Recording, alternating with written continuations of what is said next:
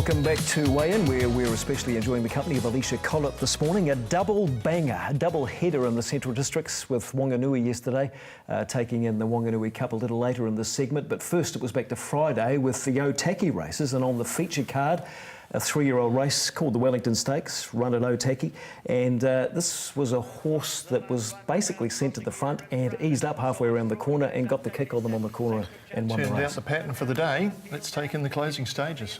Sentimental, this is making a lot of ground here on the inside. Crown Prosecutor on the outside. Swords drawn, Sacred Judgment. Sentimental misses, trying to try and slingshot them. Swords drawn after Crown Prosecutor, who's lifting, and Sentimental misses flying. Crown Prosecutor won't lay down. He'll win. Crown Prosecutor flying. I think Sentimental miss in front of. So classy customers sort of positioning themselves, Bruce, for summer spoils, and in the Lupatinga colours, the winner wasn't front very early on, and I thought that the Handsome Colt Sounds Drawn was worth noting through the run as well. Yeah, blinkers on first time Crown Prosecuted. It was the maidens going head to head in the Group 3.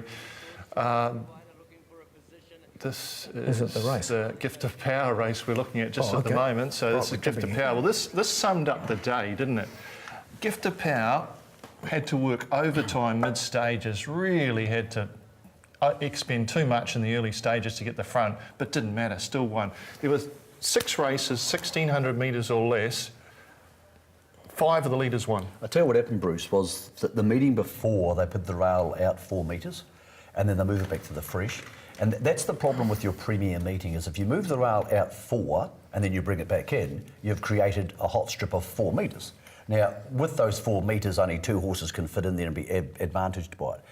I'm a great believer, if you're going to move a rail, and don't get me wrong, I know Otaki's had their problems and they've done a good job to fix the drainage, but you've got to move 8 or 6 metres out, or far enough, because otherwise you're creating a hot strip, like they did at Flemington on Derby Day a couple of years ago, where only 1 or 2 horses can fit there, and you've never seen a better example of it than the other day. Everything on the speed just sat there, and horses loomed up wide and just could not run past them. Now, Crown Prosecutor was very good. And Stephen Marsh is flying at the moment. It's quite a strange story. Medaglia d'Oro is one of the leading stallions in the US. He's an outstanding stallion, particularly producing fillies and mares.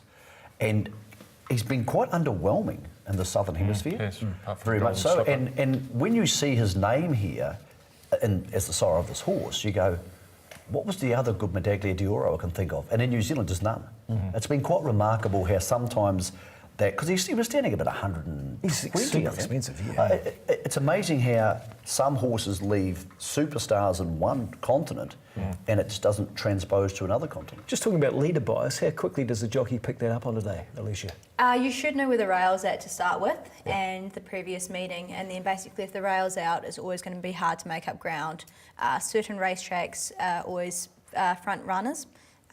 So basically within the first couple of races you do notice that, and especially if you're looking at the times and what sections are going the last 600 metres, it's just given.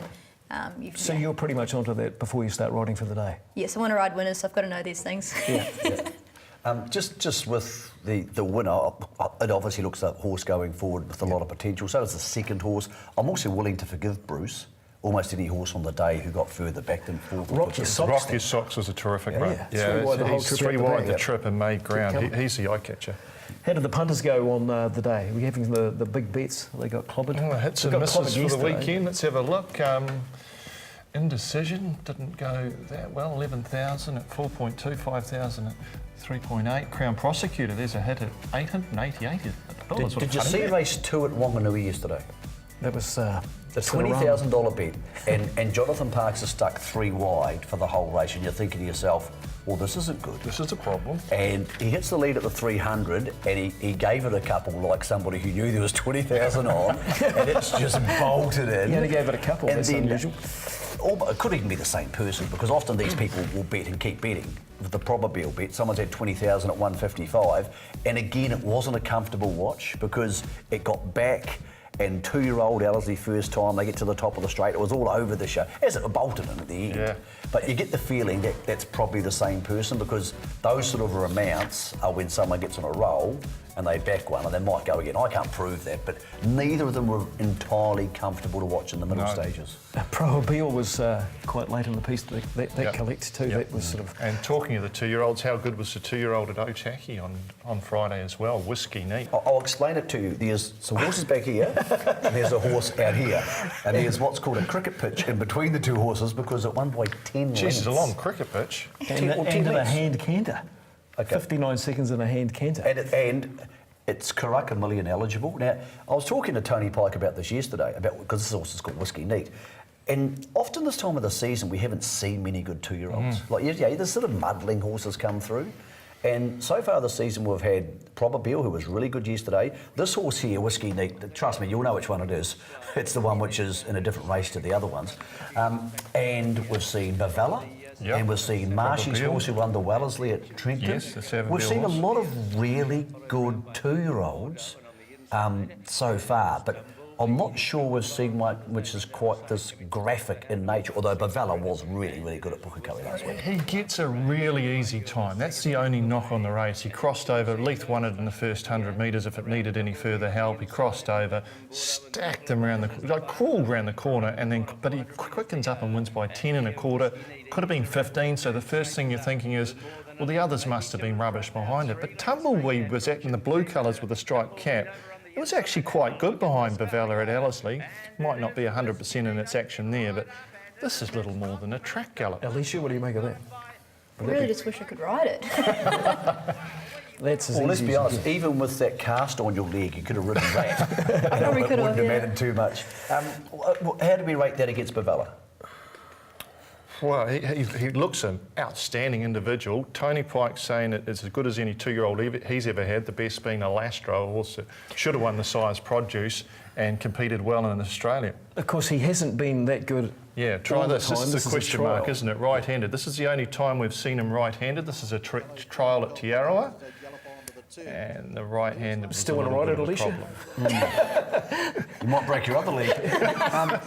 Just on that, so Pikey's plan, because he always has a plan, is that he wants to go to Ellerslie on Boxing Day, and that means Leith can stay on the horse because Bavella is apparently going to the Eclipse on New Year's Day. So that means Leith can ride them both, and because one's Karaka Million, this one, and the other one's not Karaka Million, they can pretty much go on different paths.